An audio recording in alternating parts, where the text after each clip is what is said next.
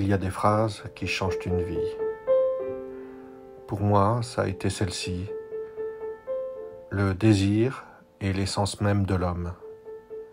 Spinoza, 1677. Pendant 2000 ans, on nous a enseigné le contraire. Le désir serait un manque, un vide à combler, une imperfection de notre nature, quelque chose qu'il faudrait maîtriser, discipliner ou éradiquer. Spinoza renverse tout. Non pas l'homme a des désirs, non pas le désir est manque, mais l'homme est désir. Une force productive, une puissance d'affirmation, l'expression même de ce qui nous fait exister. Si nous comprenons ça, tout le reste s'effondre. La morale de la culpabilité, la répression du corps, la soumission aux idéaux transcendants. Deleuze explose le cadre au XXe. Le désir ne manque de rien. Le désir est production. De la métaphysique à la politique, un seul fil, l'immanence.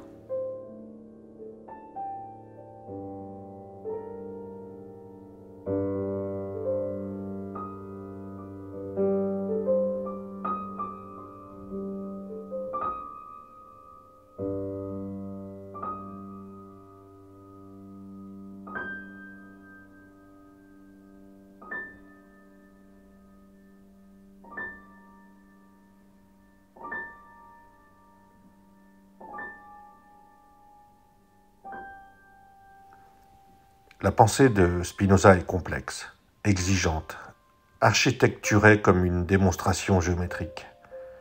Mais elle est aussi une question de rythme. Le rythme d'une pensée qui refuse toute césure, toute rupture. Un mouvement continu qui traverse le corps et l'esprit, le langage et la vie, l'éthique et la politique. C'est ce rythme que nous allons suivre ensemble. Nous irons pas à pas. Au cœur du système spinoziste se trouve une proposition révolutionnaire. Dieu, c'est-à-dire la nature. Deus id est natura. Cette formule ne propose pas un choix entre deux options. Spinoza ne dit pas que Dieu est dans la nature ou que la nature exprime Dieu. Il dit Dieu est la nature. La nature est Dieu. C'est une déthéologisation radicale.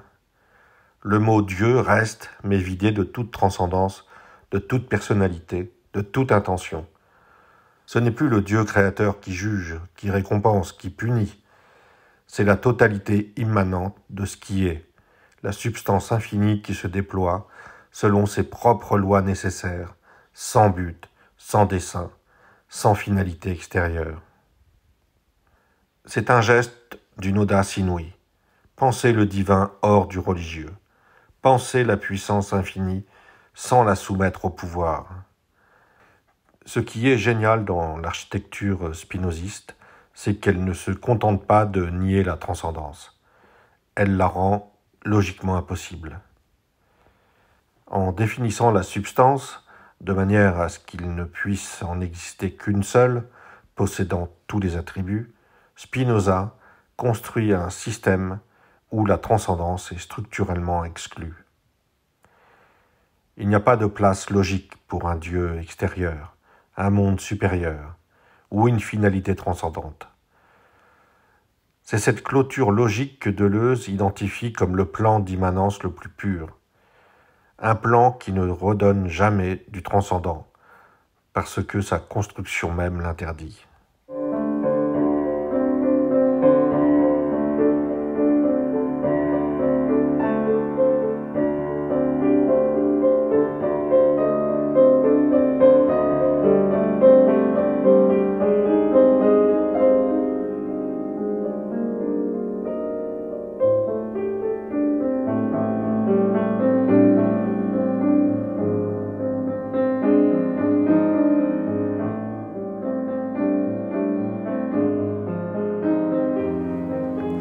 Ce qui se joue ici est bien plus qu'une querelle métaphysique abstraite. C'est une lutte contre plus de 2 millénaires de dualisme qui a fracturé la pensée occidentale, séparant le corps de l'esprit, le sensible de l'intelligible, la matière de l'idée. Cette séparation n'est pas innocente. Elle crée une hiérarchie. L'esprit domine le corps. L'intelligible juge le sensible. Le ciel commande à la terre. Et de cette hiérarchie métaphysique découlent toutes les hiérarchies sociales et politiques. Le prêtre qui soumet le peuple, le maître qui possède l'esclave, l'homme qui contrôle la femme.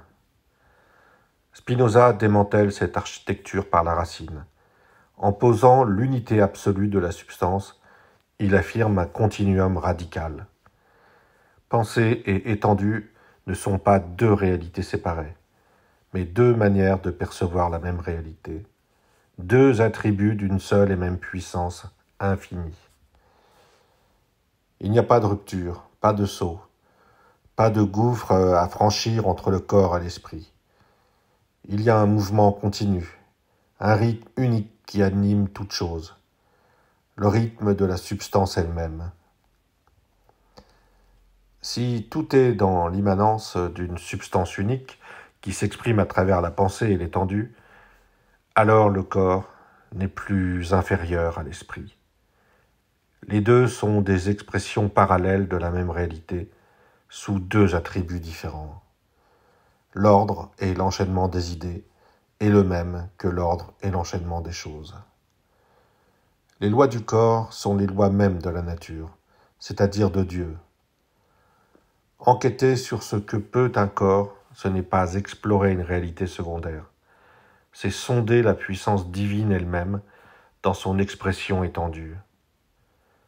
C'est ici que la question du désir va se transformer radicalement. Sur ce plan d'immanence, chaque mode singulier, chaque chose qui existe, est animée par un effort, un conatus, pour persévérer dans son être.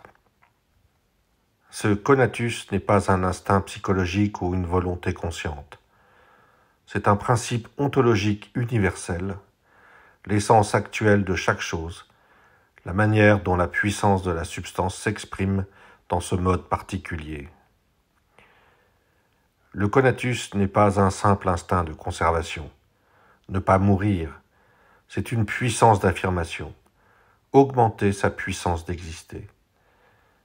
Et c'est un rythme, le rythme de la vie elle-même, un mouvement continu qui pulse, qui se contracte et se dilate, qui cherche les rencontres qui l'augmentent et évite celles qui le diminuent. Le désir n'est pas une chose fixe, une structure stable, c'est un flux, une variation continue d'intensité, une pulsation qui cherche sa propre intensification. Voici donc la thèse révolutionnaire. Le désir est l'essence même de l'homme. Pourquoi est-ce révolutionnaire ?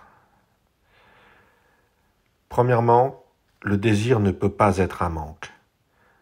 Un manque supposerait un modèle extérieur, une plénitude perdue ou à atteindre, c'est-à-dire de la transcendance. Or, il n'y a pas de transcendance pour Spinoza. Deuxièmement, le désir est une pure affirmation, l'expression de la puissance, de la potentia, par laquelle nous existons actuellement. Troisièmement, le désir produit les valeurs. Il n'en dérive pas. La formule cruciale de Spinoza, nous ne désirons pas une chose parce que nous la jugeons bonne. Nous la jugeons bonne parce que nous la désirons. Renversement total. Le désir est la source première de toute valeur, le moteur de toute action. Il n'y a pas de bien transcendant qui orienterait notre désir. C'est notre désir qui crée le bon et le mauvais. Cette puissance d'agir, cette potentia agendi, varie continuellement selon les rencontres. Cette variation, Spinoza la nomme affect, affectus. Écoutez bien ce mot, variation. Le désir n'est pas une quantité fixe, un stock stable d'énergie. C'est une modulation continue, un rythme qui monte et descend, qui s'accélère et se ralentit. Les affects sont les variations de ce rythme. Les deux affects primaires sont la joie et la tristesse. La joie, la passion par laquelle l'esprit passe à une plus grande perfection, c'est-à-dire à une plus grande puissance d'agir. Le rythme s'accélère, s'intensifie. La tristesse, la passion par laquelle l'esprit passe à une moindre perfection, c'est-à-dire à une moindre puissance d'agir. Le rythme se ralentit, s'affaiblit. Ces affects sont notre boussole immanente. Ils ne sont pas de simples émotions subjectives. Ce sont des indicateurs ontologiques qui nous renseignent sur ce qui compose ou décompose notre rapport au monde. Une rencontre est bonne quand elle compose son rapport avec le nôtre, augmente notre puissance, nous fait éprouver de la joie.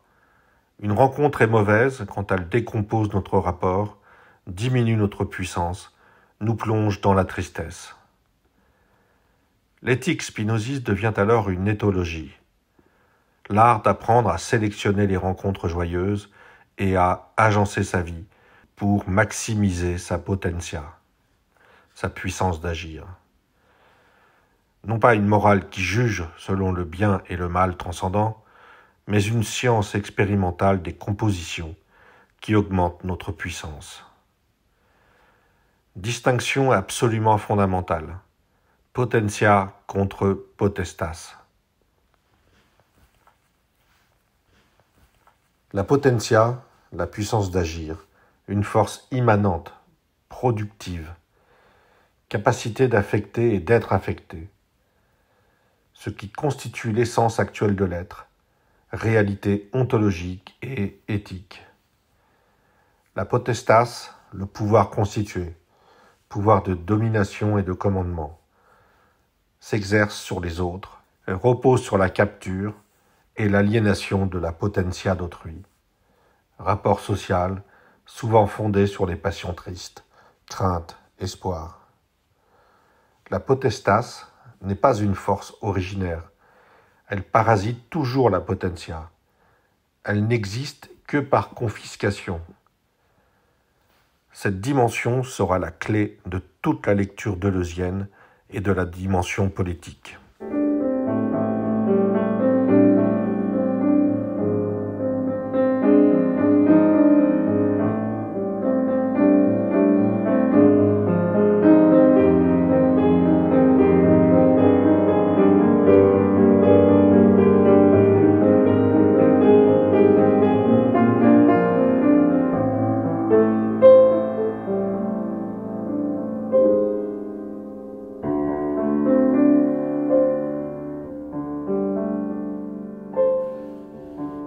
Arrêtons-nous, revenons à la vie.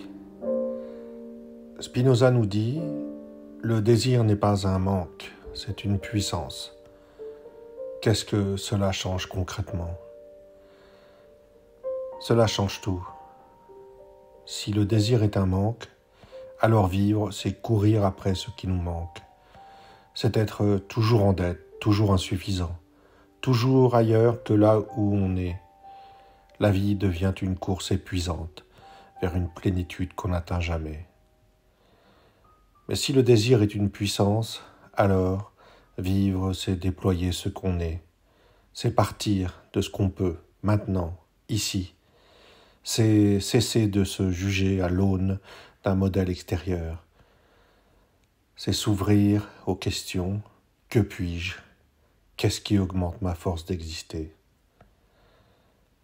Cette rencontre, là, maintenant, me rend-elle plus vivant ou me vide-t-elle ? Ce travail, cette relation, cette habitude, compose-t-il avec ma puissance ou la décompose-t-il ? La joie et la tristesse ne sont pas des émotions subjectives, ce sont des boussoles ontologiques. Elles nous renseignent sur ce qui nous convient ou nous détruit. Spinoza nous apprend à écouter ces signaux, à faire confiance à ce qui nous rend plus capables, plus ouverts, plus présents, et à nous éloigner de ce qui nous diminue, nous replie, nous éteint. Personne ne peut dire depuis l'extérieur ce qui est bon pour vous. Il n'y a pas de manuel. Seulement une expérimentation patiente. Qu'est-ce qui me fait passer à une plus grande perfection? Qu'est-ce qui me rend plus libre? Et surtout, pourquoi est-ce que je reste dans ce qui me détruit? Pourquoi est-ce que je combats pour ma propre servitude? Spinoza nous donne le courage de poser ces questions et les outils pour y répondre. Cela veut dire, vous n'êtes pas un manque à combler, vous êtes une force à déployer. Vous êtes déjà complet, ici, maintenant, mais peut-être pas encore déployé, pas encore libre. La vie devient alors une pratique. Comment maximiser ma puissance d'agir? Comment cultiver les rencontres joyeuses? Comment devenir cause de ce qui m'arrive plutôt que simple effet? C'est cela, l'héritage de Spinoza. Une pensée qui ouvre des chemins dans la nuit, qui nous rend à nous-mêmes, qui nous apprend à vivre selon notre propre nécessité et non selon les peurs qu'on a semées en nous. Le désir est notre essence. Ne le laissons pas être capturé. Si le désir est puissance, comment se fait-il qu'il soit si souvent capturé, détourné, retourné contre nous-mêmes? Comment nos désirs produisent-ils notre propre servitude? Et surtout, comment expérimenter concrètement ce plan d'immanence? Comment libérer les flux de désirs? Que peut un corps libérer de l'organisme qui le contraint? Si ces questions vous habitent, rejoignez-moi dans la seconde partie de cette méditation, en lien avec cette vidéo. Nous entrerons ensemble dans l'expérimentation deleuzienne du désir. À très bientôt.